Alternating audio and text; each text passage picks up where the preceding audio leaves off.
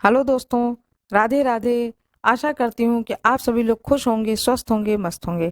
आज मैं आप लोगों को कथा सुनाने जा रही हूँ भगवान गणेश की। गणेश चतुर्थी जो संकष्टी है का व्रत है, उसका मैं कथा सुनाने जा रही हूँ।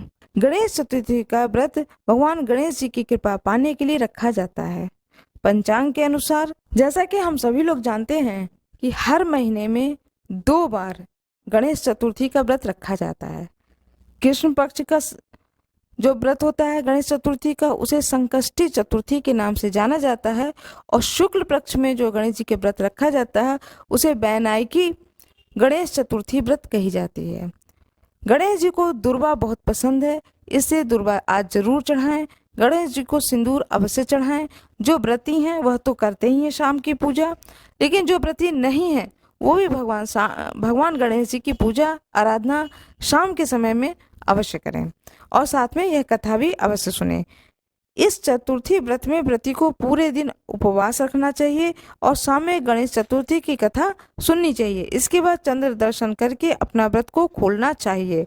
बहुत लोग व्रत नहीं भी खोलते हैं, पूरी रात व्रत करते हैं, फलाहारी लेते हैं। श्री गणेश संकष्टी चतुर्थी व्रत कथा। श्री गणेश संकष्टी चतुर्थी व्रत कथा अनुसार इस व्रत को धर्मराज युधिष्ठिर ने किया था।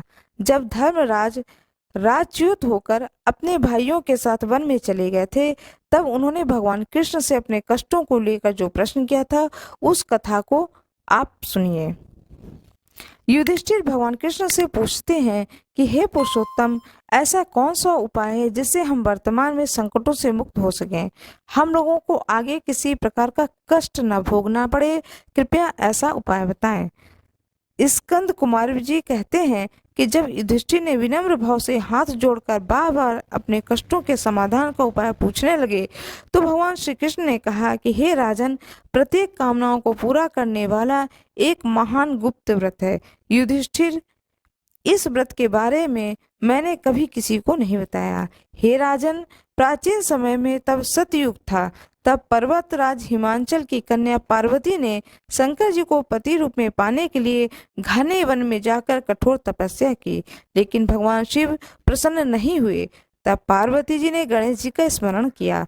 गणेश जी उसी क्षण प्रकट हो गए, जिसे देखकर पार्वती जी ने पूछा कि मैंने कठोर, दुर्लभ और लोमहर्षक तपस्या की, लेकिन भगवान शिव को प्राप्त न कर सकी। कृपया करके आप मुझे अपने कष्ट विनाशक दिव्य व्रत, जिसे नारद जी ने कहा है, उसके महत्व के बारे में बताइए। पार्वती जी की बात सुनकर गणेश जी उस कष्टनाशक शुभदायक व्रत का वर्णन करने लगे। गणेश जी ने कहा, अत्यंत पुण्यकारी और समस्त कष्टनाशक व्रत को कीजिए। इससे आपकी सारी मनोकामनाएं पूर्ण होंगी और जो व्यक्ति इस व्रत को करेगा उसे सफलता जरूर मिलेगी। श्रावण मास के कृष्ण पक्ष की चतुर्थी तिथि की रात में चंद्रदेव का पूजन करना चाहिए। उस दिन मन में संकल्प लेना चाहिए कि जब तक चंद्रोदय नहीं होगा तब तक मैं भोजन नहीं करूंगी, अतः निराहार रहूंगी। पहले गणेश पूजन करके ही भोजन करूंगी। इसके बाद सफेद तिल के जल से स्नान करना चाहिए। फिर मेरे पूजन करने के बाद में अपनी सामर्थ्य के अनुसार सोना, चांदी, तांबा, मिट्टी के कलश में जल भरकर उस पर गणेश जी की प्रतिमा स्थापित करनी चाहिए।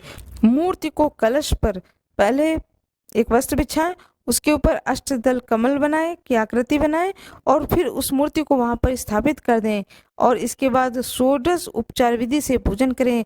प्रतिमा का ध्यान करते हुए कहें, हे लंबोदर, हे 4 भुजा वाले, हे 3 नेत्र वाले, लाल रंग वाले, हे नील वर्ण वाले, शोभा के भंडारा, प्रसन्न मुख वाले गणेश जी, मैं आपका ध्यान करता हूँ या करती हूँ। हे गजानन, मैं आपका आवाहन करती हूँ। हे विघ्नराज, मैं आपको प्रणाम करती हूँ और यह आसन मैं आपको दे रही हूँ, कृपया इसे ग्रहण करें।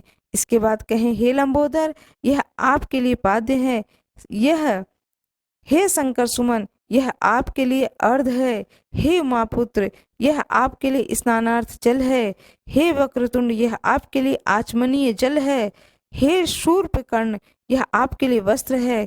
हे सुशोभित, यह आपके लिए यज्ञोपवीत है।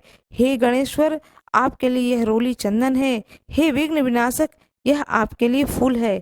हे विकट, यह आपके लिए धूपबत्ती है। हे वामन, यह आपके लिए दीपक है। हे सर्वदेव, यह आपके लिए लड्डू का नैवेद्य है। हे देव, आपके निमित्त यह फल है। हे विघ्नकर्ता, आपके निमित्त मेरा प्रणाम है।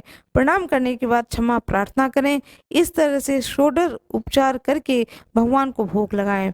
हे देवी, देसी घी से 15 लड्डू बनाएं। सबसे पहले भगवान को लड्डू अर्पित करें, फिर उसमें से 5 लड्डू ब्राह्मणों को दे दें।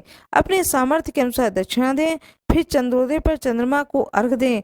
अर्घ देते समय यह कहें कि हे देवी, तुम सब तिथियों में सर्वोत्तम हो। हे गणेश जी के प्रिय हो। हे चतुर्थी, हमारे अर्घ को ग्रहण करो। तुम्हें मेरा प्रणाम है।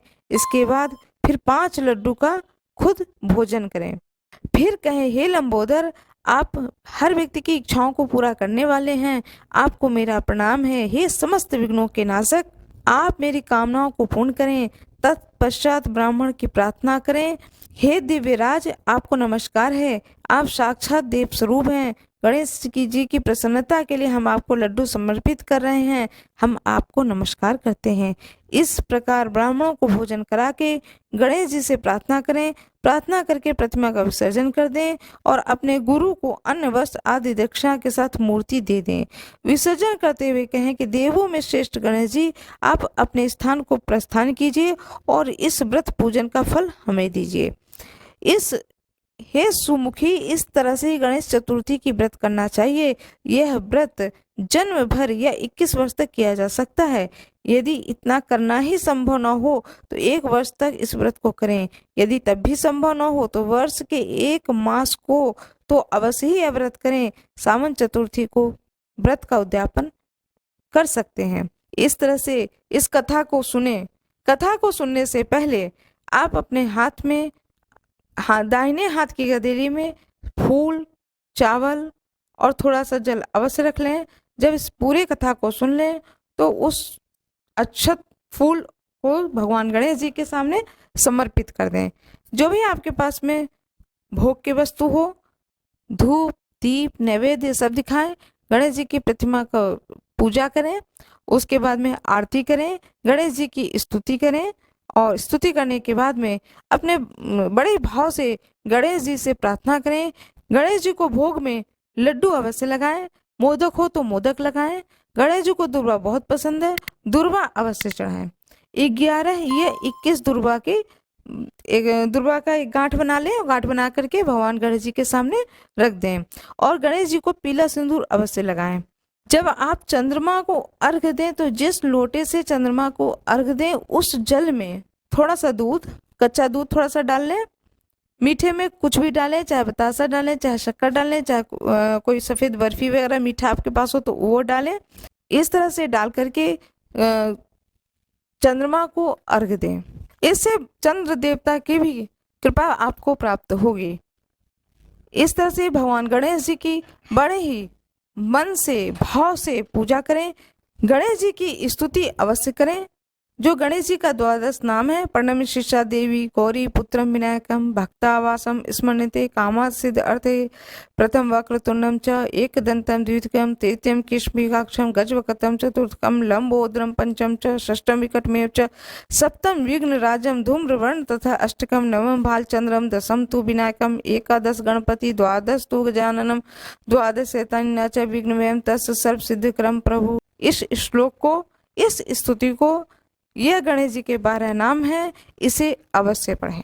इन 12 नामों को पढ़ने से गणेश जी बहुत ही प्रसन्न होते हैं और धन, संपत्ति, आयु, व्यापार में हानि हो रहा है तो वह भी दूर होता है और सारे विघ्न को भगवान गणेश जी दूर करते हैं और सारे कार्य बनने लगते हैं। सबका मंगल हो। इस स्तुति को जरूर पढ़ें। इसके बाद गणेश जी की आरती करें। सारे परिवार मिलकर के आरती करें और फल फूल भोग सारे परिवार को बांटें। मेरा ये वीडियो कैसा लगा, शेयर सब्सक्राइब जरूर करें। कमेंट बॉक्स में जय श्री गणेश जरूर लिख दें। धन्यवाद।